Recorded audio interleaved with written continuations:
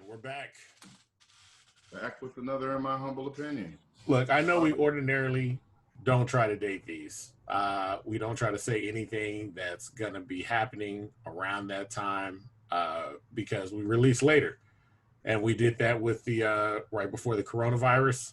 And then later on, we found out we're like, hey, a couple of things are shutting down. And we're not exactly sure why. It was right around when basketball was shutting down. And ordinarily, I don't like to date these. But so far, when we've dated, we've been pretty good on the record. Like, we're like, hey, guys, if coronavirus gets handled well, we'll be fine. But if it's bumbled, it's going to be a problem. So we were right about that. I want to go on the record, and this isn't as serious as this. I'm hoping that when this comes out, that the Houston Rockets have won. I know. Have beat the Lakers.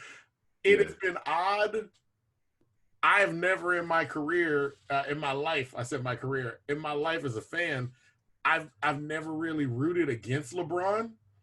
And it has surprised me how quickly I have been able to turn into a, like, I'm like, nah, you gotta call that, ref. Like, you gotta let that go. I'm like, James Harden in the year 2020 in the bubble is leading the Rockets as a defensive player, and the Rockets are playing defensively. The world is upside down. It is. So this is pretty much it. Like, I know we're always talking about serious stuff, but PJ Tucker? I mean, literally, Man. The entire world is upside down. So, you know, with everything that's going on, that's one of the things I would like. By the time this episode comes out, I am hoping that we are at least up, or that we have defeated the Lakers. That's my thing. It's tough. Last night's game gave us both heart attacks. Yeah. It was like we were down by 20, then up by 5, then down by 10. It's like, yo, but like everybody's balling hard. It's amazing to see LeBron. LeBron, I mean, I hate when rappers say this because Meek Mill said it, but that different thing. It's just different. Nah, LeBron's different. Yeah, he's like, different. LeBron is different. He don't get shaken. I haven't seen greatness like that since really Jordan, Kobe. Like, no matter what happens, it's like he just knows, I don't need to really delve into celebrating until the game is done. And he just stays on his grind. It's one positive thing that I've seen that he does. But, Absolutely. I've had to root against them too. I understand. Well, we're here for all things Houston, and we got a guest today that is also here for all things Houston. Here for all things Houston. We do. Well, just let me introduce Black and Ugly as ever. However, I stay Houston down to my socks. We're in Houston right now. Me and my brother. I'm one of your hosts for In My Humble Opinion podcast. I'm Avery Zadius. Why Zadius? Because you can call me Zaddy for short. Haha. Also, I have my brother right there with me, Just Devon. I have an extremely normal name. Go ahead. Yeah. Devon, is it really that normal? Yeah, Devon. Fair enough. We're back with the In My Humble Opinion podcast. It's been another good day, and it's strange sometimes when we started doing podcasting. It was weird because even though we're the best podcast that you've never heard, some people do listen. And sometimes it's weird going places and you'll see people and they'll start conversations with you and you're like, how do I know you? And they're like, oh yeah, I'm a fan. Or personal things or things of that nature. And it's just, it's like you're not rich and famous, but people know you and start telling you personal things that you've never told them and they know. It's like everybody's a journalist. And they're just trying to get you to open up. But you appreciate it because even though it's weird, it's a side effect of putting yourself out because you have the appreciation for the art of expression. Content creating, whether writing, videos, music, it's basically saying, hey, I like this so much, I must tell you about it. And that's basically what we're doing. We're telling people so much about people in Houston, Houston culture. That's what our guest does today. Our guest is someone who knows exactly what it's like to express themselves publicly. And is very skilled in getting people to open up, especially rappers, which even though we podcast, it's kind of hard to do. From a music lover to a musician, to a writer, to a cultural documentarian. All right, with works such as Houston Rap Tapes, and Houston Rap Tapes, an oral history of Bayou City hip hop. And also he has Houston Rap Tapes Radio on SoundCloud, and an upcoming book about DJ Screw. Lives in New York City, Brooklyn to be exact. Galveston's own Lance Scott Walker, ladies and gentlemen. All right. Yes. How you doing? How you doing? I'm doing good. Good to be with y'all. Yeah, this is we really appreciate you coming on today. I mean, actually, here we'll go ahead and show the book. Yes. This is not the original. I think this is the second edition. That's the edition, yeah. But this is. It is incredible how detailed this book is. Yes. And looking at interviews with you and reading this and going through it, it's also incredible how much more could be documented. Man. Oh, yeah. In terms of Houston hip hop. I really like the way that you went through and were just collecting all of these oral histories. I was looking. You retweeted something earlier, and it's a quote that I really like. It always gets adjusted and whatnot, but we're talking about the current state of politics, and it's basically like, hey, if you guys think that America is different right now, this is not the America, you haven't studied history. Yeah. And I always find it interesting. I feel like for history, most of us tend to go back and we study about as far as maybe our childhood or maybe our parents. And that's even in reference to pop culture. Mm-hmm. I remember I had a mentee one time and we were riding from New Orleans to Houston, and a Shanti song came on. No, not a Shanti song. I was playing old music and I played a Scarface song, and he was like, he stole a Shanti song. And I was like, yo, man. I said, you don't know who Scarface is? And that was the first time I realized I was old. I was like, yo, you don't know any of this. So it's amazing going back and even making those mistakes myself, looking back at some of these artists that I did not even know about, where it's like these guys influenced the guys that you know, like that kind of thing. So that is incredible. And that's really, we're going to talk about this and some of the other stuff you do. But, I mean, let's just kind of go back. You are Lance Scott Walker. You're from Galveston. Yeah. I was looking at an interview with you where you were talking about Galveston and the isolation. For people that are listening, describe, I guess, this kind of double-edged thing. Galveston is very close to Houston, and yet it seems like a world away at times. Yeah, I mean, it is. It's an island, so you sort of have the geographical boundaries of an island are sort of oppressive because they're around you. You're surrounded by water. You can't just necessarily get in a car and drive in any direction and go somewhere. And I grew up on the country end of Galveston. I grew up on the far west end of Galveston, which is a lot further, from Houston, because it adds like another 15, 20 minutes to the trip. Absolutely. And so, it's isolated in the sense that, like, it's not a big city. It's sort of its own cultural melting pot. Everybody gets along because of that. But it feels so far away from Houston, and yet, all of our culture always came from Houston. When I was in high school, we were hearing Ghetto Boys, we were hearing Raheem, we were hearing Royal Flush and stuff like that. And it's because people from Houston, drove down to Galveston to go to the beach, on the weekends, and so we would hear stuff. And so, it felt isolated in the sense that, like, you were close enough to something to know, I want that. I want to be a part of that. I want more.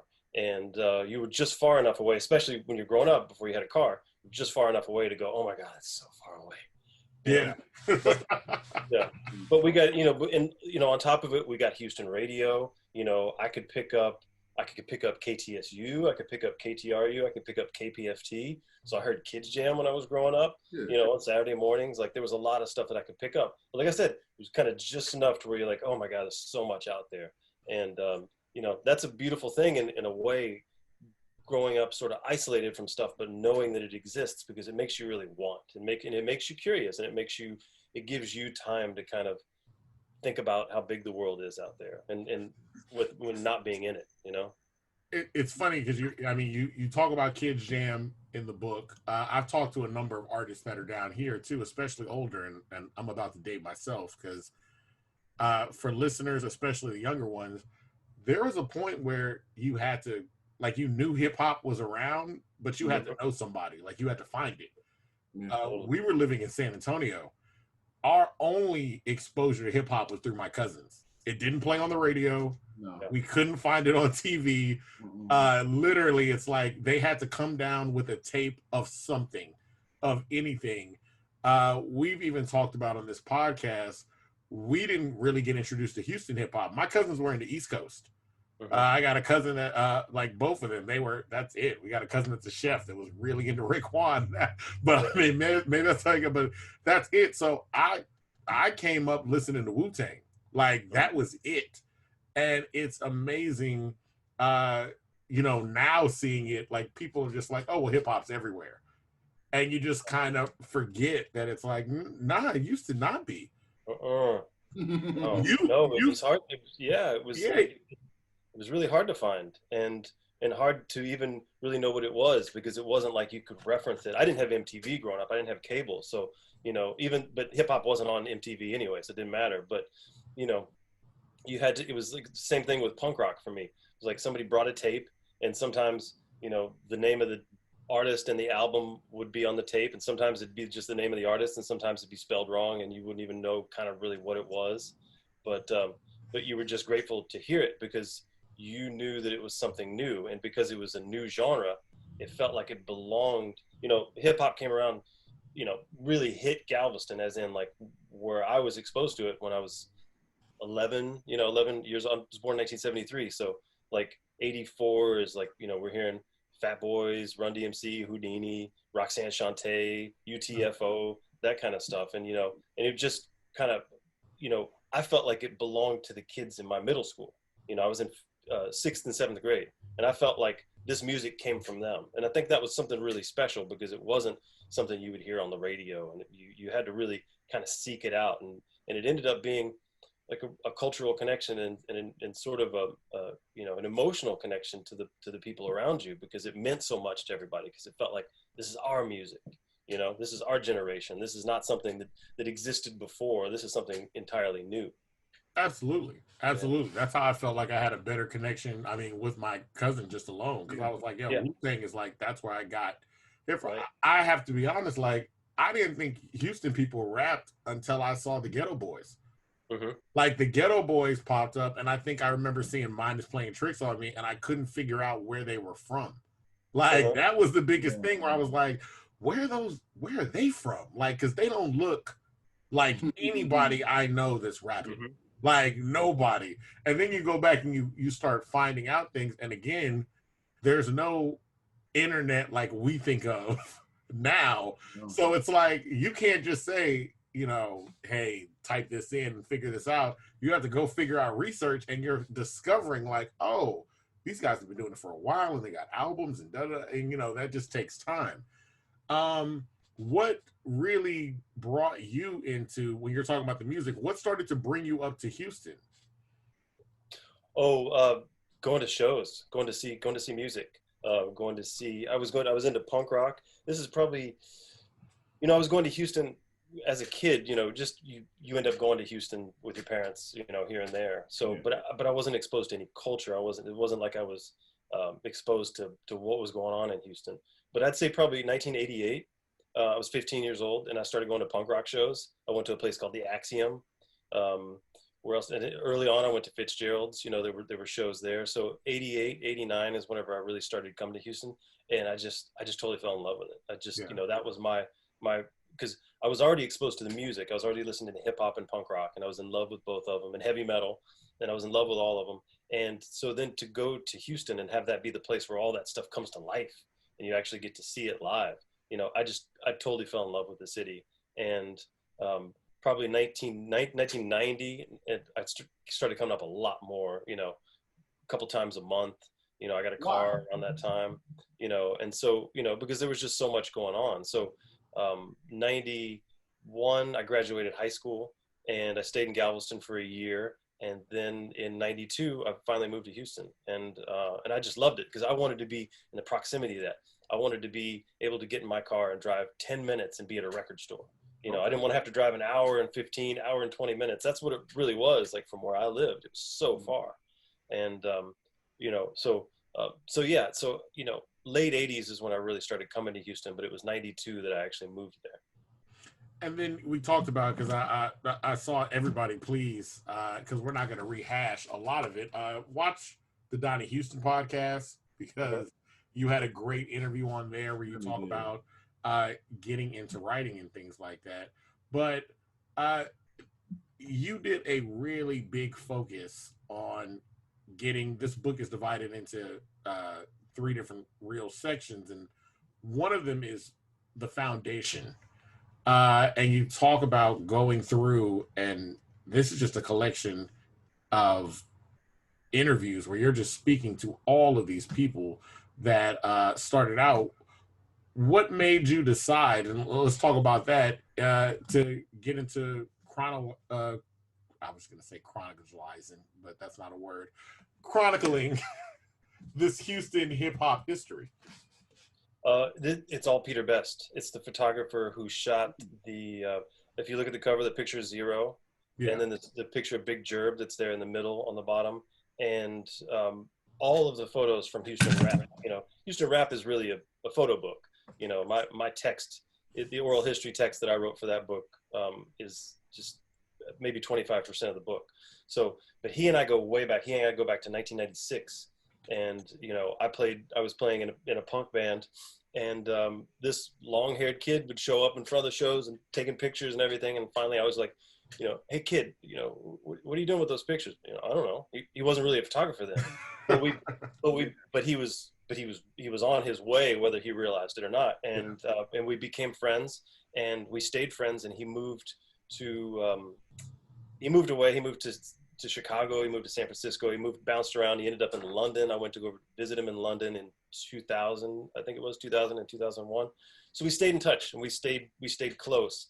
And then in 2004, and I remember he had mentioned during this time, he becomes a for real photographer. He goes to school for photography. He goes to school for art, and he's just shooting all the time. He's picking up photo gigs, and he starts working on a project where he's documenting Norwegian black metal, the guys with the paint on their face and stuff, really kind of dark. It's a fringe subculture, and he was working on that for years. And then he started talking to me. He said, hey, I'm going to start coming back to Houston. And because I'm still in Houston at this point, I'm writing for the Houston Chronicle and the Houston Press, and most of the papers in Houston, I was writing for it by that time. So, but he said, hey, I'm going to start coming back to Houston, take pictures of, all the gangster rappers we grew up listening to. So I was like, great, I'll see more of you, that'd be fantastic. And then, after he made a couple trips, he said, hey, I go out and I take pictures of these guys, and I talk to them, and they tell me these amazing stories. And like, in the end, this book can't exist without those stories. Like, you're a writer, you should come on board. You should do this with me. And so I was like, that's a bet. I already talked about how much I love Houston. So for me, that was what it was about. I love music, obviously. I love hip hop. Hip hop I grew up on. So, for me, and I was, of course, I'm writing professionally already, so it was a no-brainer. But I didn't know what I was getting into. Also, you were talking earlier about not realizing, guys in Houston were rapping. Of course, I knew that, because I grew up with a lot of that. I knew who Screw was. I knew who K Reno was. I knew who Trinity Garden Cartel. There was lots of stuff that I knew just growing up in Houston in the 90s. But I didn't know how deep it was. And I didn't realize that it was the gigantic subculture that it is. And I didn't realize that, like, as soon as I started getting into it and I started talking to people, I was like, man, these guys are punk rock, man. These guys, they do everything themselves. You know, they don't try to get major label deals. They're not moving to New York or LA. They're not trying to get major label deals. Maybe some of them, or maybe some of them are getting a major label deal as a part of their career.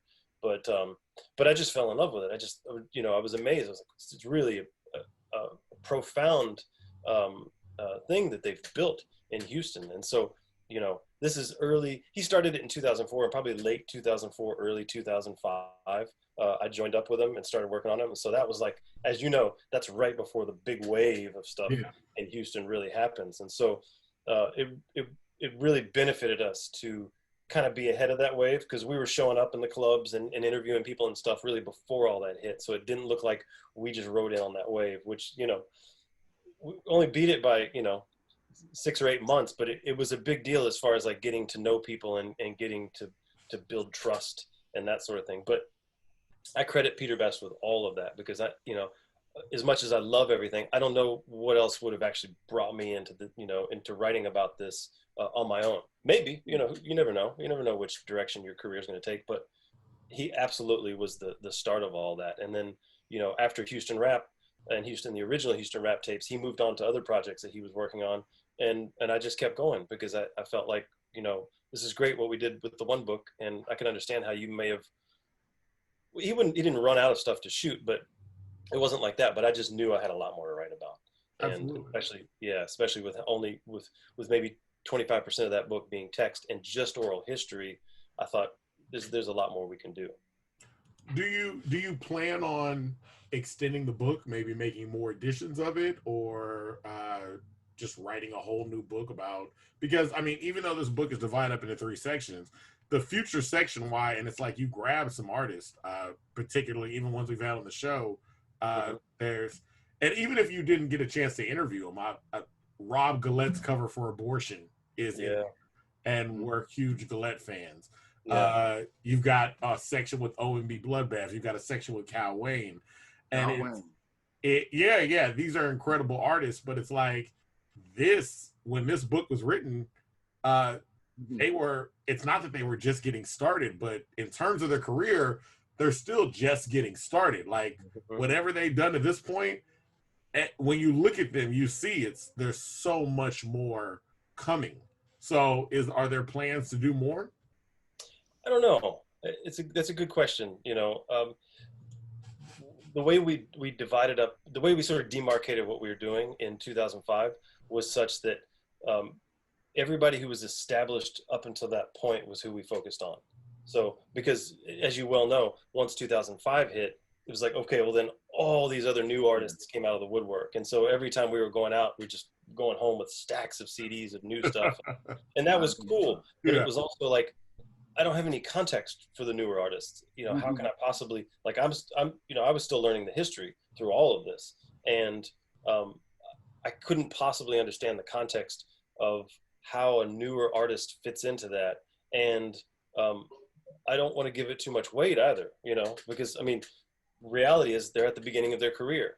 And I have a lot of artists who've had a career for 15, 20 years at this point. And it's like, that's where I want to go. So, so anybody who had a career going at that point, and I mean really going, you know, by 2005, that's where we focused our efforts. And so I just went backwards from that. So, and that was the same case for the original Houston Rap tapes also.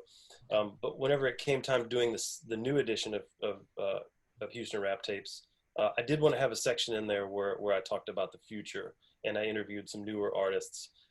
But it was the same sort of thing. It was kind of like, okay, I'm going to give you a little taste of this because I want to let you know that, like, you know, there is no Houston era. There is no end to this. You know, this stuff is independent and it's going to keep going and it's endless. And I really wanted to get that across in the book, because both for the new stuff and for the stuff that's been around forever, because, you know, reality is, like you were saying earlier, you know, is that I touch on a lot of things and I interview a lot of people, but I hope that what the book really puts across is that there's way, way more out there. And there's a lot of people that have passed away that I didn't get to talk to. And there's a lot of people who just didn't want to talk or weren't available or I just couldn't find in time. But that's why, you know, that's why when you look at the pages I have with the pictures of the album covers and that sort of thing, that there's a lot of stuff sort of, that I hint towards a lot more stuff in those, because it's stuff that I couldn't necessarily, I didn't have a full interview with somebody to put in there, but, that I really wanted to indicate, hey, and that's why you never see me write anywhere, okay, this is a complete collection of what's going on in Houston. No, there's way more out there. And that's interesting. I mean, like I said, we're nowhere near the level of you, but we're still doing kind of the same thing, focusing on Houston artists. But there is a thing where it takes time to kind of build up a level of trust. You're constantly getting DMs and dead numbers and random things where it's like, like such and such really wants to talk to you, and it's like, here's 10 different contacts, and you're like, I don't know how to, and that's the kind of thing. It's like you're reaching out. How especially, I mean, you're talking about, we're not saying pre-internet, but it wasn't necessarily the same. Instagram wasn't the same. Widely available. Facebook wasn't the same, or things like that. How did you, as a writer, build up trust with a lot of subjects that Houston, while is also notoriously independent, is also for a lot of times kind of standoffish. Like, like, I don't know you, so it's cool. So how did you build up that trust to get these interviews across? Well, it's the same thing you do, really. I mean, your questions reveal everything about you. Your questions that you ask when you do an interview reveal everything about your intentions and about who you are, and about how you feel about someone's history, or the respect that you give them. And so for me, really, in some ways, I feel like it was almost easier, like pre-Facebook and pre-Instagram and pre-Twitter, because you've got all those distractions. And like you said, then an artist has 10 or 15 DMs of people hitting them up, and your request is sort of lost in all that, So, but it was really word of mouth, and it was really very much like, okay, you interview one person, and then, near the end of the conversation, I started getting in the habit of this, like, hey man, I really appreciate it if you could connect me with, maybe somebody that came up during the interview. Okay, well, this person, how close are you to that person? You think you connect me? Like, you see what I'm doing. Like you see, like, based on our conversation, you can see the direction I'm going, and the response I always got to that whenever I said that part is always, yeah. Okay. I get you. It's the same thing. It's the same thing with us. We're like, yeah, I got you. And usually that's how, there are a couple of guests that we've got just from straight cold calling, but most of it has been, hey, there are these two guys and they're doing network the hip hop thing, and I interview with them and I like them. Yeah. And so, you can go with them. And sometimes I would say 80%, that's how we get it. It's like, that's it. Totally.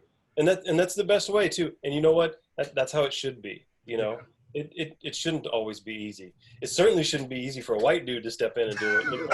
So, but it's a matter of the respect that you show, and the way you're doing it. And they learn about you, whoever you're interviewing, they learn about you when you're interviewing them. And so their word to another person that you're trying to get an interview is, it's gold. It's the best thing you can hope for. It is. It has to be. Did you get any apprehension being a white kid from Galveston, going and asking questions to a bunch of random black guys? Yeah, but I think that also maybe part of it in the end was like, this dude has got some fucking balls coming in here asking me this stuff. Oh, yeah. So, but it's like, it's also, Peter and I, in the early days. So I moved to New York in late 2006. So after that, it was trips to Houston where I was doing everything. But in those first 2 years, it was packed with us running around Houston and showing up in the clubs and being around. And so, it's kind of like, I think some people, having seen us around, were kind of like, okay, well, these dudes are around, they're around, and they're trying, and they're working hard. And I was persistent too. If there are people that I really wanted to talk to, I didn't get put off like, okay, well, okay, they don't want to talk to me. And I never let myself get caught up in the, like, okay, well, they don't want to talk to me because I'm a white dude. It's not going to help me at all. So, there's absolutely such thing as white privilege. And, maybe who knows how many times that worked out for me, and who knows how many times the flip side was like, okay, I'm not going to talk to you as a white dude. I don't know. Yeah. But you know, the persistence is definitely what paid off. But you know, also again, it's what I was going back to earlier. Like, you know, once you start asking questions, you know, like, don't be a dumbass. Have done your homework. You know, if you're going to go talk to somebody, okay, I'm going to go talk to Corey Moe, or I'm going to try to talk to Pimp C in the club or whatever. You know, whatever that is. You know, you got to know your stuff. You know, and that should always be the case. Yeah. You know, What do you mean though? Like, how would you approach a rapper and when you would see them in the club? Well, you got to look for the right time. You know, Okay. you can't, it can't be like, you know, okay, there's 10 guys around him and everything like that. I mean, obviously the best situation is an introduction. You know, if somebody introduces you. Promoters were really good about that, because promoters, that's what they do. You know, so there were a lot of promoters that would introduce us. But you know, I just go up to them. One thing that Peter and I did pretty early on was that Peter started making prints of his photos, and as I was transcribing my interviews and finding pieces of text where I was like, this is really good, this really stands on its own, we'd start mocking up a book, like not a book as in like this is the way it's going to look, but it was like a big folder with photos and some text in it, and I think that when people got a chance to look at that and they could see the photos and they could see that like the photos reflected something very real, you know, then you know, then they could say, okay, well, you know, I'll open up a little bit. And so, you know, the situation varied every time, but I'd always introduce myself and explain the project. You know, this is what we're working on. We're working on a book, and you get really good at that pitch. You get really good at a very short pitch where you're not dancing around. You're just saying, we're working on a book. It's going to be a book of photographs and text, and it's interviews with you know, old school Houston rappers. It's not about new stuff. It's not about the wave that's going on right now. It's about the old school. And I want to interview. I want to talk to you sometime for it. You know, you're not gonna get that interview in the club, and sometimes you do, and then it's really loud, and you almost get nothing to. So all you're really looking to do is to show your face, and to hope to make an impression that's a positive one, and for them to just give you a chance to you know, to pick up a phone call. And sometimes you'd call somebody the next day and they didn't remember talking to you, but you know, it was like a matter of, you know, that happens. Yeah, totally. And it's just kind of a matter of like kind of having the tracks greased, being able to grease the tracks just enough to where if you get somebody to pick up the phone, then you can just start talking just enough to, you know, kind of slow them down from hanging up on you or whatever it was, you know. You're very passionate about like music and whatnot. What separates Houston hip hop in your mind from all other, I guess, regions of hip hop? Well, the independence. I mean, you know, I think, you know, not having, you know, not having a music industry of its own in Houston, the same way that you do in LA or New York or even Atlanta, I think makes people a lot more experimental about what they're doing. And I think, you know, especially after that, you know, the beef of the 90s had subsided, you know, you started seeing people from different sides of town working together. And so you get a lot more cross-pollination of styles. And so I think, you know, while a lot of people can look at Houston and go, okay, well, there's a Houston sound and there's a Houston style and everything. That's true to an extent, but that doesn't really capture it. You know, there's so many components to it. There's so many different parts of it. There's so many different scenes, you know, all around town. I mean, you look at Ghetto Boys and, you know, an artist like Chaotix or Street Military or Fisu or, you know, all these, you know, just incredible artists that like are just totally in their own lane and like couldn't sound more different. But the one thing that connects all of them is that they do all their own shit. You know, I'm gonna write my own songs. I might not make my own beats, but there's a guy down the street that I know that's gonna make some beats, or there's somebody across town. Yeah, but not necessarily, okay, I'm just gonna try to get the hottest beats from New York and I'm gonna spend all my money on that. No, hell no. You know, think about how many people in Houston have home built studios built into their house, and that's just a regular thing. And there's plenty of artists that go to studios and get their work done and everything like that. But, you know, so much of it has been the okay, write my music, make my music, record my music, press my music up, put my music out, and then put it in the trunk of my car and drive around town and pop my trunk in the neighborhoods and sell it. You know, like So that's what I was saying earlier. Like for me, that's punk rock. That's that's free space. That's a free space to operate where people can experiment and come up with different sounds, because even though people from the outside kind of think of Houston as this one sound, and they really just think of it as either Ghetto Boys, the kind of funky late 80s, early sound of, of Houston funk, or they think about DJ Screw, but there's so many other parts to it. And I think that's the one thing that people from the outside, maybe it doesn't even occur to them, but that's the one thing you can say that connects, all the different, different scenes going on in Houston. Mm-hmm. Do you feel like that outside influence or that outside perspective is changing as we get more Travis Scott's, Meg Thee Stallions, Maxo Creams, Toby and Gigway? These are not artists that do the same type of music, but they are getting more of a national look, for lack of a better word. Do you feel like the perception of Houston is changing from the outside? And I'm asking you particularly because you're in New York. So it's difficult to get that perspective when you're here, but from the outside, does it feel like it's changing? Oh, 100%. Yeah. But I would say that in New York, it was changing when I got there. I got there late 2006. And so, the Houston wave was still happening in a lot of ways. The wave of 2005, Paul Wall, Chamillionaire, Slim Thug, Mike Jones, when everybody was rising up. We had the number 1 Billboard album, we had the number 2, we had the number 3. I think Chamillionaire got to number 8, maybe Bun B got to number 10. I mean, that's insane. That's crazy for one city to hit like that. Yeah.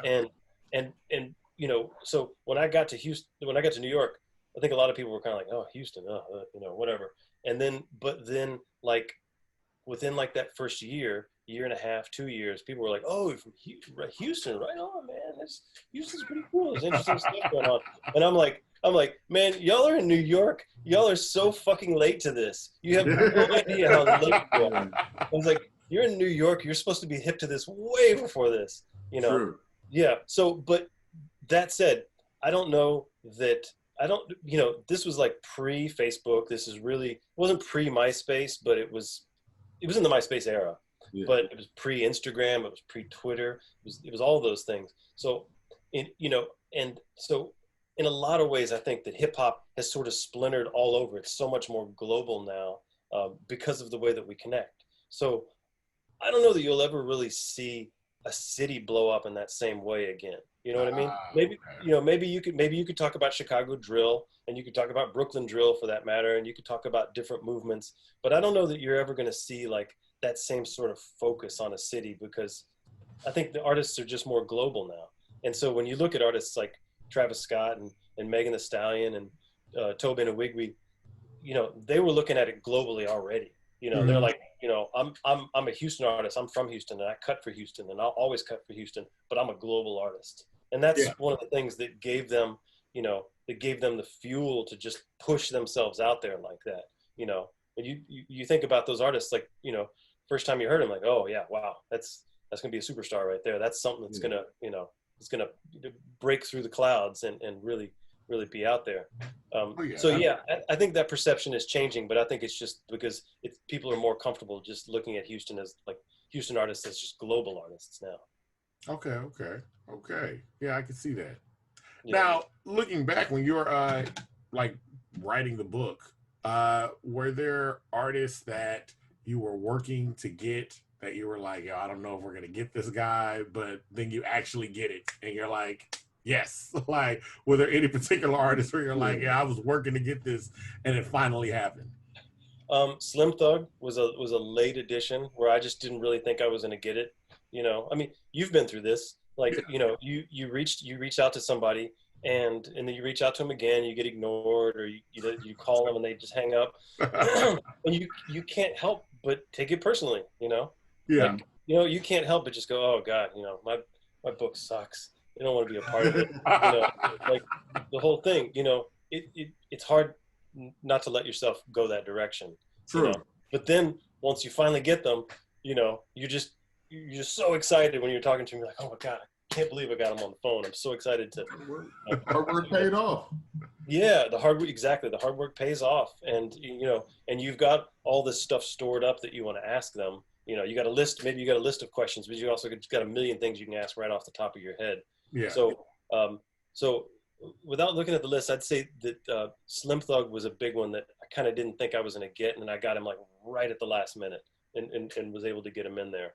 But there were plenty that I tried to get, forever. I mean, I've known Devin the Dude since very beginning of the project, but I could never lock him down for an interview, and I'd be hanging out with him, go to his house, go to a barbecue at his house or something like that, and he's so high that I can't interview him. So, and it was like, I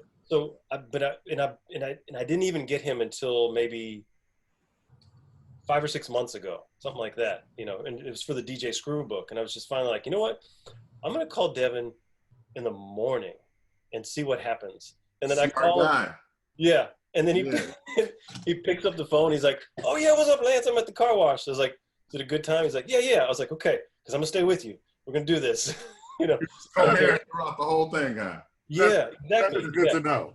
That's excellent to know. We have met Devin the Dude. I'm going to be real with you. We've met him on more than one occasion. He's given us his number, all his information, and he's like, yo, I'll come. I'm like, oh, okay, cool. And then it's just like trying to lock it down. And I will say this, the other thing too about dealing with Houston, I said it's very easy to get in contact with a lot of the artists because they really do treat this like a business. Like more than any other place. Like I said, when I've written for other publications, it's like Houston artists are like, yeah, this is like, hey, if I got the time, I'll set this up, but for like, you can get in contact with them. Like, I think I saw him I was at a stand at a food truck getting some turkey necks, and I looked over, I'm like, this is Devin the Dude. I was like, hey man, I got this thing going. He's like, man, here's my number. Like, let me know when. But it does take time, and this is not to just say him, a number of artists where you're like working and you're like, hey, let's go ahead and, try to set something up. And they're like, we're going to get to it. Don't worry. Yeah. You see him out in the streets, you definitely do. But when you don't get it, there's one in particular that I'm kind of taking personal, but I got over it. The other thing is you can't take it. You can't take it too personal because it's like, eventually when you do get it, they're like, oh, it wasn't a big deal. I was just doing stuff. They're like, oh, like it wasn't a shot against y'all. I was busy. You're like, oh, okay, cool. Yeah. The talking to you has given us positive vibes. Yeah. And that's where the persistence pays off because, really, honestly, a big part of it is just luck. It's really just luck that you call them at the right time and they happen to pick up and they don't have anything else going on. They're like, okay, I'll talk to somebody right now. That luck works in reverse. Sometimes, you're trying to reach somebody and you always happen to call them at the worst time or whatever. But can you think of anybody in particular that's happened with you with? Oh, did I always have the worst luck? Yeah. Scarface. Every interview I've done with him lasts like 10 minutes and then, he's got to go or something, So, yeah. Now, right now, you're working on a book that's chronicling, I'm never going to get that word right. I'm going to stop saying it. You're working on the history of DJ Screw. All right. Yes. So I think one of the interesting things that I've heard you talk about with that is a lot. And this is something that we run into when we're trying to look up information about DJ Screw is a lot of that information is very surface level. It's very much, hey, about the Screw store, about the house, guys came there and Screw slowed stuff down. But then it's so much oral histories of everybody saying so much other stuff. And almost to the point where it's like, how are you writing this book almost so it's a history of Screw from Screw's perspective or about Screw? How do you get through and weed through all of the noise? Because now everybody is involved. Everybody says, hey, I did this for him. I did that for him. has happened, and some of those are true, and some of it is inflated, and some of it's not. So how do you weed it down and be like, you know what? I believe that this is the truth, and this is what's going to get to ultimately to his story. Yeah. There's about 36 people who gave him his first set of turntables, and the day before he died, he must have been with about 500 people. Yeah. Because they were, so yeah, you do have to wade through a lot. You really do. And you have to cross-reference stuff. You have to, I've got over 100 interviews that I've already done for the book. I'm right now, I'm in the editing stage of it. So, it means that I'm still going out for some interviews. But for the most part, that body of the work is done. But yeah, you have to cross-reference a lot of stuff, because there's a lot of stuff that you get that you're just like, really? No, I don't think so. Yeah. But you're not going to say that in the interview, because it's really not my place. But once you start going through, different stories, if somebody's claiming that they did everything, you can be pretty sure in the end that there's not a whole lot that you're going to take from that interview. Yeah. But when you do an interview with somebody and they're talking about how somebody else did something, that's really relevant. When somebody else is giving somebody else credit for something, that's super, super relevant, I think. Because, well, number one, it tells you a lot about that person and their ego and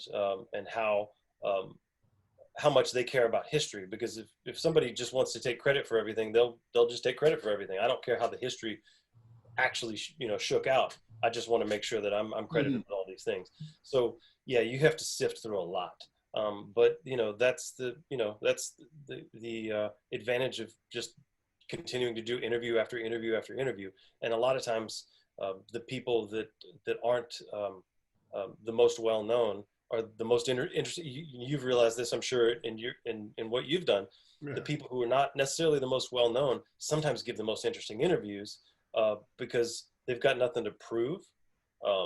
They got nothing to lose, and also they've never told their story, so it's kind of like their story is sort of raw. It's kind of like they don't really know how valuable all the things are that they're telling you, until you go in and you start asking kind of follow-up questions on stuff, and then you start to get clarity on things. And so for me, it's been a process of, I've been working on the book now for 12 years. So the idea for the DJ Screw book came around in 2008, when we were already, deep on the other books. And so that's when I really started thinking about it. And that's when I kind of started planting the seeds for it. Because you don't just barrel in and say, hey, everybody, I'm writing a book about DJ Screw. If you want to talk to me, that's cool. Yeah. You don't do that. Like you have to kind of bring it up as a conceptual idea, especially amongst the people who were really close to him. I wanted it to be an idea that was kind of floating out there before I really went in hard to say, okay, now I'm putting this together. Because I didn't want to scare anybody off, you know? And but really, cross-referencing the different stories and kind of asking people details of stuff. And I don't really tell anybody what anybody else said. It's kind of like, were you here for this? What do you remember about those sessions? And then I say some things that maybe I'm pretty sure are facts, or I'm definitely sure are facts. Okay, Maestro did the recording on this, or Crazy C did the sessions here, and that sort of thing. So it's a lot of cross-referencing, and it's a lot of hopefully going back in and interviewing people more than once. What is, and I'm bringing this up, I remember Biggie's rise and then his eventual death, and reading a lot of the source, and you kind of learn about the personality of Biggie, and you start to find like there are these great interviews with Little Kim where they're like, he was like really funny. Like he was constantly cracking jokes. And then you start to see this video float out where it's like, oh, he's pranking people and he's cracking jokes and things like that all the time. Yeah. Something you would have never guessed from the personality of his music, at least that first album. You're not like, oh, this is the guy that cracks jokes and makes the whole room laugh. Right. After being with this material with Screw for the last 12 years, what's the personality of Screw that's coming across? Because I liken him to the way I saw Biggie at first, I know what he did, but Yeah. I don't really know how he was, because you don't see a lot of people talking about like, oh, Screw was like this or like that. They just say he screwed stuff down and he Yeah. created this. So yeah, what are you getting, or the perception you're getting from these interviews of his personality? He really, really saw people. He really looked deep into people, and um, he connected with people in a way that made each one of them feel like they were his best friend, and that he truly saw them and really heard them. And um, he was very kind, and he was very funny. And but one of the things that sticks out the most is that people tell me, like, you could see him in a crowd, and with people freaking out around him and getting him to sign stuff, and he's the same person, and he was never snobbish towards anybody. Anytime he saw somebody, like, he really looked them in the eye, and he really connected with them, and he really wanted to know what was going on with them, and remembered, even if it was somebody he didn't know very well, remembered things about them that they never would have thought. So a lot of the book is paints that picture of him, and paints that personal picture of him, and how he really related to people. So yeah, the music was a big part of it, but I think that the dedication that you see to him, and the way people still ride for Screw, has something to do with the music, in the sense that he established careers for so many people. Who knows, who knows if they would have become artists, if it weren't for ending up at Screw's house, and for Screw to push them, and for them to be around that kind of excellence. Somebody who practiced and did that much work on the turntables, that he was that good. And so for people to be around and exposed to that kind of excellence, and then have that person be somebody who was also a kind soul, who saw them, who really, really saw them and really connected with them, that's why people ride for Screw to this day. Yeah. I think a lot of people get that from the way that other artists talk about him. But the people that really knew him, I never got to meet him. I saw him once in person, but I never got to meet him. So I don't know what that was like. I think I probably know him better than anybody who didn't actually meet him, after all this, but that's something that only people who really knew him can really express. And so that's one of the things that I really focused on in the book, was to get people to talk about that, and to tell stories that really painted that picture of him. Yeah, you see, you have a reverence for him. But what made you want to write a book about DJ Screw as opposed to any other Houston rap legend? Well, he's dead, so that makes it easier in a way. It also makes it a lot harder, obviously, because I never got to interview him.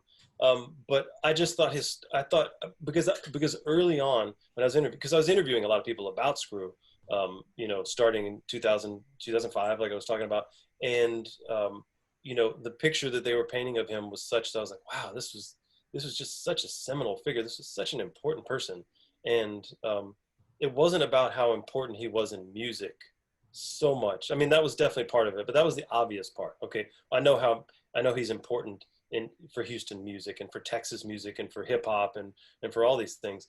But for me, it was about, like, the way that how deeply he affected the people who knew him. And also, there was no book out about him, and that was kind of shocking to me, because of course, I was doing all the research that I could when we started that project. I read all the articles I could. I wanted to know as much as I could about any artists that I was talking to or talking about. And so, of course, there was no book for him, but it just seemed like such an obvious thing to me. Like, oh, there should be a book about him. And so the first one I ever mentioned it to was his little brother, Al D. And, I said, what would you think about there being a book about Screw? And he said, it's about time, So, of course, now it's 12 years later. It's been about time for a while. Yeah. Still doing it. I guess that's the other thing, where it's like writing a book like this, whether it's Houston Rap Tapes, Julie Beverly wrote the book for Jim Prince and Pimp Steve, and it's like these things take time. Like, this is not I'm gonna spend like 6 months, I'm gonna talk to you, and we're gonna come out with a book. Yeah. Like that, it does take time. So I mean, even when you started the Screw book, were you thinking this is going to be a decade and some change, or were you like, oh, I'll give it 5 years? I don't know. No, I learned with the first books not to get caught up in that. You know, there once I started, you know, really assembling the book and really getting the book kind of, you know, lined up to where, okay, now I got the parts of the book, I know how the book works. I started shooting for. I really wanted it to be out this year. I wanted it to be out in time for his for the 20th anniversary of his passing, which is in November. You know, I really wanted that to be the case, but I also didn't want to rush it. And you know, and I learned with the first books that Peter Best and I did. They, you know, they came out in 2013 and 2014. You know, I remember getting to New York and hoping that like they would come out within a couple of years of me being in New York. But you know, they take time, and they should take time. You know, because you know, it's like kind of what we were talking about earlier. You know, you're building trust. You're building your understanding of the subject. You're building, you know, you're building a library that you want to be able to draw from, and it takes forever. And so I haven't I haven't let myself get caught up in or bummed out by, you know, the fact that it's taking as long as it is, because you know, in the end, you know, while I think, okay, that would have been really kind of cool and kind of special to have it come out around the 20th anniversary of his death, the reality is if the book suffers in any way because I rushed it out, I'm not going to remember why I wanted it out when I did. All I'm going to remember is like, oh God, I regret it because I didn't do enough work, you know, to really, really get things right and to really fine tune what I was working on. So, you know, I learned with those first books, because those took so much longer than we thought they were going to. I learned with those that, you know, you just have to keep working, and you have to work diligently, and you have to work, I wouldn't say as fast as you can, but you have to work, you know. I got a day job, you know, I work a regular job. And so Yeah. my work happens, you know, in the mornings and at nights and on the weekends. And so you only have certain, you know, hours of time that you can do it. But when you get a chance to do it, that's when you get really excited. Like, okay, here we go. You know, I'm going to smoke one, and I'm going to transcribe some interviews, and, you know, I'm going to, you know, and I'm going to get into this. I'm going to work on this. And it becomes just such a pleasure to do that. But you got to keep grinding on it too. And you know what? I guess that's the other thing, because people think, and I'm gonna show it again, that you have such a nice published book like this, that this is what he does for a living, and that's it. Like, he's a writer, he's selling the book. This is the second edition. I know it's selling copies. This guy just writes, and you have a day job. This is the side job. Like, Yeah. this Yeah. is a side. I don't even want to call it a side job. This is like a side passion for you. Yeah. So what is that like, working a job and then all of this happens on the side? Oh, it's the best. It really is. It's good. It's a good balance. I work in a warehouse in the Brooklyn Navy Yard. I'm a facilities manager, and so you know, I have a crew. I have a maintenance crew that I work with, and you know, I'm their manager, and I manage the security team, you know, that does the front desk and everything for the company that I work for. So I run around all day. I work with tools. I get on forklifts. You know, I drive big trucks. You know, so it's great for me because I don't have a desk job. You know, I don't write as my primary job. So if I had a job, let's just say I had a job at a magazine where I was writing, you know, about music or whatever I was doing. If I was sitting at a desk writing all day, you know, the fuck if I want to get home and sit at a desk and write all night, you know. Yeah. So it's been the best balance imaginable, because no, I make some money from my writing, but it's nominal, you know. Maybe that'll change with the Screw book, and maybe that'll change with other things I have going on for the future. But I'm not worried about it, because you know, for me, you know, I make my money, you know, working a straight job, and I love that because I love work. And it's rewarding work, and it's, you know, it's dirty work, and it's blue collar work, and so then whenever I get home, you know, make dinner with my wife, spend time with her, and then go, you know, log a couple hours in my studio writing, or maybe several hours, or, you know, maybe I work late into the night, whatever it may be. But it's a perfect balance, because what it means is that I don't have to make money at my writing. And so that's why you see that book is published with the University of Texas Press. it's you know, it's an academic press. That's not a big money press. You know, Yeah. if I, you know, and the DJ Screw book will be with them also. It's not a big money press, but for me, it's perfect because my book gets out there. It goes into libraries, it goes into universities, it goes into colleges all over the world, and you know, I don't make the kind of money that I would probably make if I signed a book deal with Simon and Schuster or something like that. But that, you know, that comes with a price. You know, that comes with the price of maybe they have a different idea for the book than you do, or maybe they want to, you know, maybe they want to pay you the big money or something like that, and then you got to earn all that money back. And so, you know, you know, there's choices that you make, and that for me, my choice came down to, you know, to doing it with an academic press, because I felt like that was the right choice, because I want people to take the history seriously. Yeah. You know, I don't want to do a book that's you know, it's flashy and fancy and you know, and kind of design oriented that would sell at Urban Outfitters, and then we burn through a bunch of them, and then it just dies because it looks dated. You know, I think that you know, Houston rap tapes will look good in 10 years. When you pick it up off a shelf, it'll look good. You know, it won't look dated, and the information in it won't be. It will be dated in its own way, but it's still going to be the history, though. I think I really like that, as though, and even though I said, like, you know, there's the future section isn't as big, it's like, I like the fact that you paid attention to a lot of these historical figures, you know, Wicked Cricket, the DJs that influenced Screw, where you're looking back and it's kind of like, if people had a better understanding of the history of this, you can look at Houston hip hop.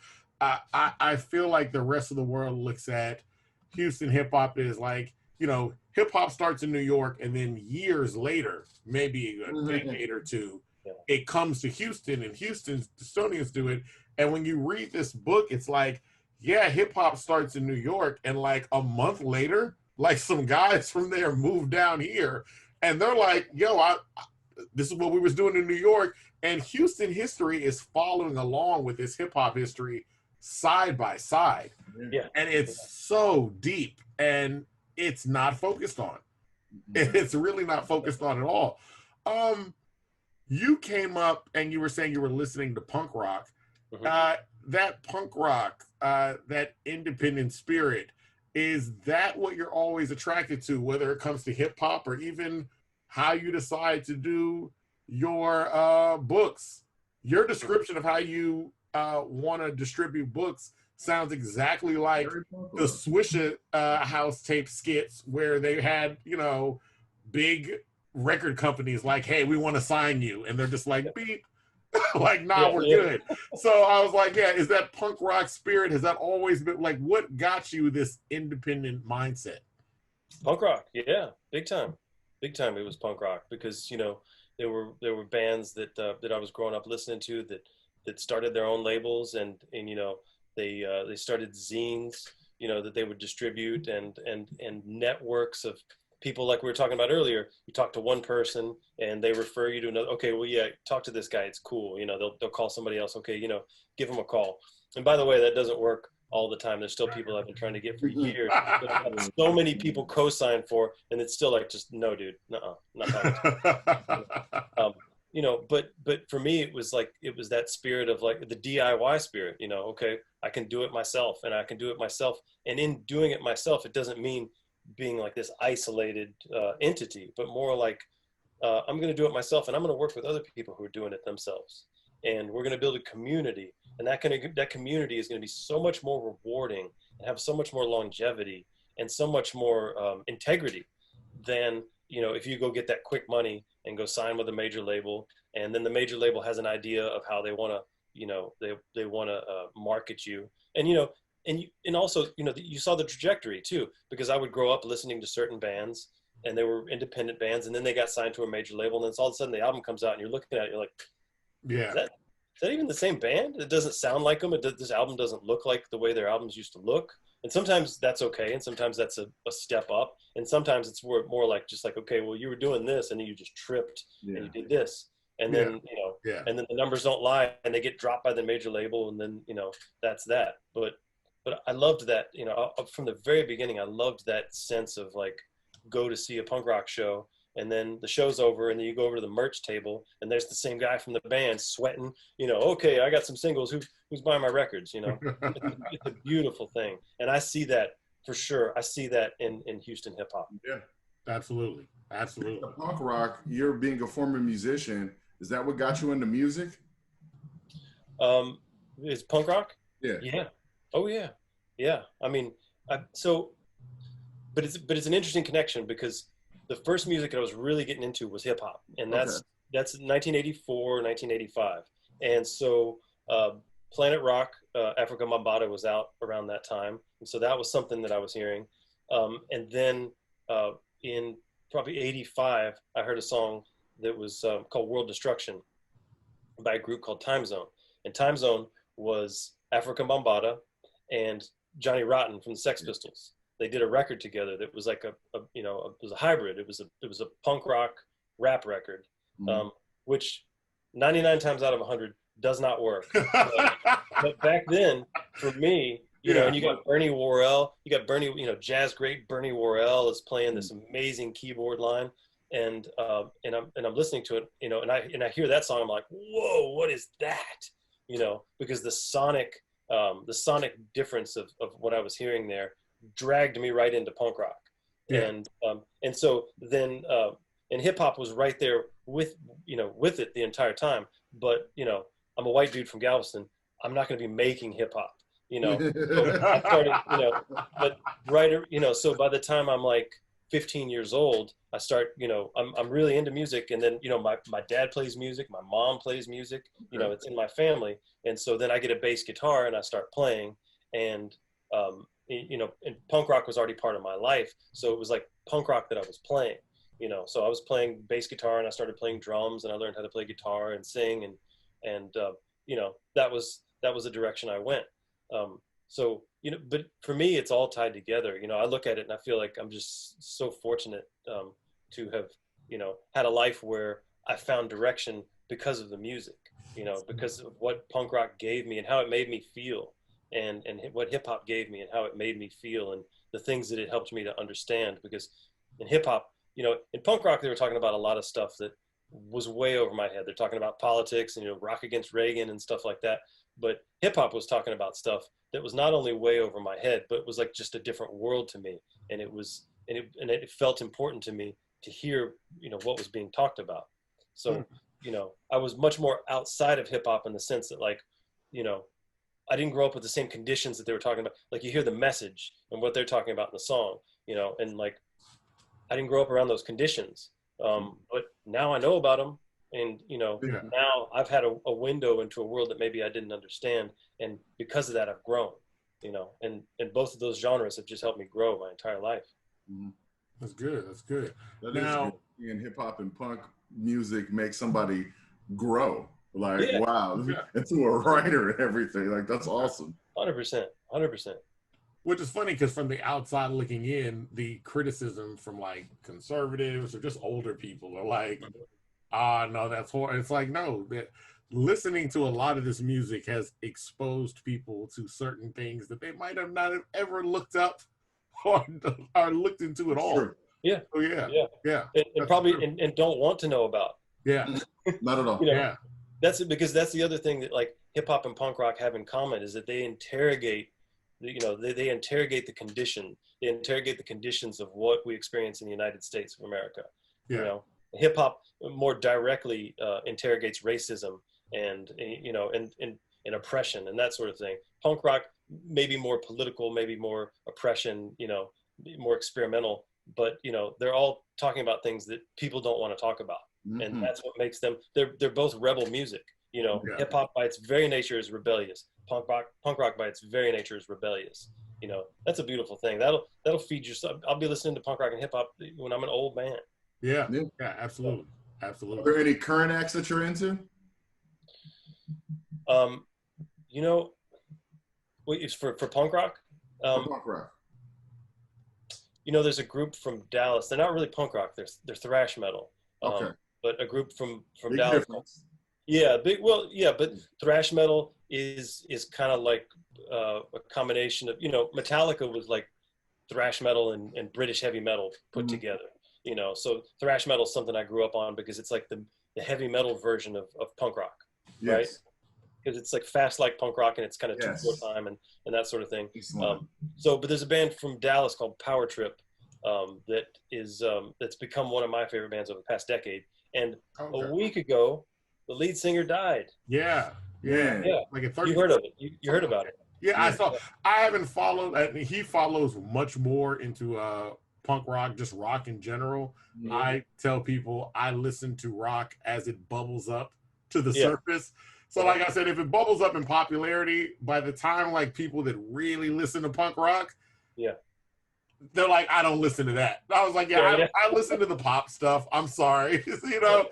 But I definitely saw some clips because the other thing too, and he and I have talked about this in a number of cases, is Houston and Dallas have a number of alternative and rock bands that are coming. It's becoming a spot. Houston, Dallas, and Austin, and you have these people that are coming out of it because you don't have to go to New York and Los Angeles anymore. No. It's like you're here. So Well, it also used to be, you know, because I played in bands all throughout the '90s in Houston.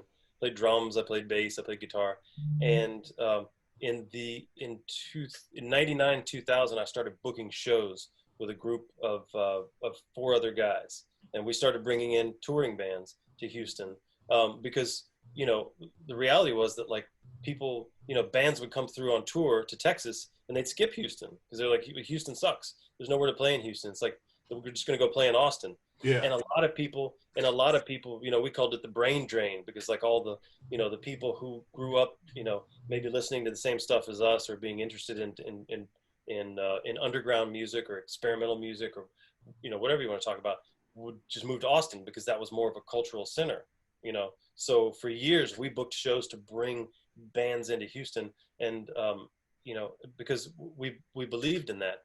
And you know, it used to be that you know, like any great band that was coming from Austin, like you could almost be assured they had somebody from Houston in the band, somebody who was originally from Houston. And I don't think that happens as much anymore. You know, I think it used to be just like a given that, like, you know, once you got to a certain point, you know, this doesn't happen in Houston hip hop, but in Houston rock music, it absolutely happened where like people would get to a certain point and they're just like, okay, I want to move to Austin because that's the cultural center. That's where everything's going on. That's where there's live music 7 nights a week, and you'll always play in front of people and you'll make you'll make money, you know? So, but I don't think that happens as much anymore, either from Houston or from Dallas. You know, I think more people are kind of staying put because, you know, Dallas and Houston have been so steadfast in their homegrown identities, you know, over the decades that it got to a point where certain point where people are like, okay, well, I'm not going to leave. I'm going to stick around. Yeah. And I mean, I think a lot of that is also due to, I mean, the internet. You have so many. I mean, we talk about Houston, but A-Leaf, which is basically a subsidiary of Houston, has such a diverse sound and group of artists that are coming out of it. That I'm always genuinely surprised when somebody sends us an artist, whether it's, I mean, of course, like everybody is knowing now Toby from the SWAT, but when you see like Young Deji or Maxo Cream or Aaron May, where it's like, oh yeah, it's like, Aaron May was in a 2K20. Yeah. I was like, how come I've never heard of this guy? And you're like, oh yeah, he has like 2 great albums. Some kids told me about him. They were like, yeah, you got to listen to Aaron May. I'm like, really? And then I listened to him. I was like, dude, what? And these are all people coming out of A-Leaf. And I tell people, I was like, yo, this is not even, not to say it's not Houston. I said, this is a small section of Houston that has some really diverse music in it alone. Yeah. So it definitely pops out. In terms of the future, and I don't want to get too far ahead, I mean, I know we have the Screw book that you're trying to get out. And do you know, you said you wanted to have that out before. Do you think you're going to hit before the anniversary? Oh, no. It'll hopefully be next year. But it'll hopefully be next year. But that remains to be seen. You know, COVID has really screwed a lot of things up. That's what I was figuring. Everything is back. Yeah, so, you know, there's kind of a backlog at University of Texas Press. They're still working on a lot of stuff that's going to come out long before my book. So I don't know. I'm hoping it'll happen next year. It'll either be fall of next year or spring 2022. Mhm. So, that's the plan. But that said, that means that I have to finish it in, next couple months. Yeah. So we're in the edits right now, which is that, it's a university press. So they do what's called a peer review where, a couple of people who have either some sort of academic relationship to the material or another writer, or I don't, anyway, the peer reviews have come in that say, okay, well, they've read the book and they say, okay, well, I think the book hits on these points, but I think it needs some more right here and right there and that kind of thing. And then I have an editor I work with. And so I've got a series of edits and changes and everything I got to make to it. So anyway, so hopefully next fall. Okay. And then beyond that, do we have plans beyond the Screw book that you want to talk about, or is it just too far in the future? Well, the next book I'm working on after that is a book about Galveston. So okay. yeah, so there's a book that I've been working on for years. Actually, before I even started the Houston project, there's been a book I've been working on about Galveston. So that'll be, that'll probably be 2022. I don't know. But we'll see. We'll see. I don't know. The reality is that when the Screw book comes out, there's going to be a lot of material that I have left over. So, I've kind of got in the back of my mind, different ways that I could, different things that I could do with that. But we'll see. Because people are definitely hungry for a Screw. I remember the director that put together the pitch. It looked like a trailer for a movie. Yeah. And that blew up so quick that Really I was like, oh yeah. I said, this looks incredible. Is this a show? Is it what? Like, I'll get ready to DVR it, buy it now. Yeah. And I say, yo, this looks great. And they're like, yeah, we're trying to get it done. I was like, well, this is great, because if people can't see that there is a want for this before, they will definitely see it now. Yeah. And that's the thing, is that there's room for all of that. There's room to build on the legacy. There's room for them to do that show, or if it's going to be a show or a film. I think it's, I don't know if that's really settled. But I'm all for that project, because in the end, my book's going to be very different than that. They're going to talk about some things in the show that maybe aren't in my book. And I'm going to talk about things in the book that they're not going to talk about on the show. And the reality is just it's a different form. You can explain things, on film, like the way they're doing, that it would take me forever to explain in the book. But I can also explain stuff in the book that it would take forever to do on film. Yeah. So, so there's a lot of room to continue telling the story. I'm certainly writing the first book about DJ Screw, but it might not be the last. It might be that in 10 years or something, somebody goes, oh, okay, well, it's time for a fresh look at this, and we'll do another book on Screw. Who knows? I think that the stories are out there, and the people that he touched are certainly out there. Because there's so many people that he knew, and so many people that were a part of what he's doing, that it's kind of endless in a way. Yeah. Now, before we get out of here, can you just let people know, like, where they can find you, all of your information, and be able to keep in contact? That way they can know when this book is coming. Oh yeah, please, definitely. LanceScottWalker.com is a good one. I also have HoustonRapTapes.com. It goes to the same site, and I have everything up there, all my articles. I do Houston Rap Tapes Radio, that's on there. Everything I do, really, I run a record label also, and that's separate. But everything I do on the side as a writer, is all on LanceScottWalker.com. So and that connects to my Instagram and Twitter and all that kind of stuff. But yeah, I love people to get in touch, because I love to keep people posted on it. Absolutely. And like I said, if you go to LanceScottWalker.com, it is literally just links for everything that you've done. So it's great.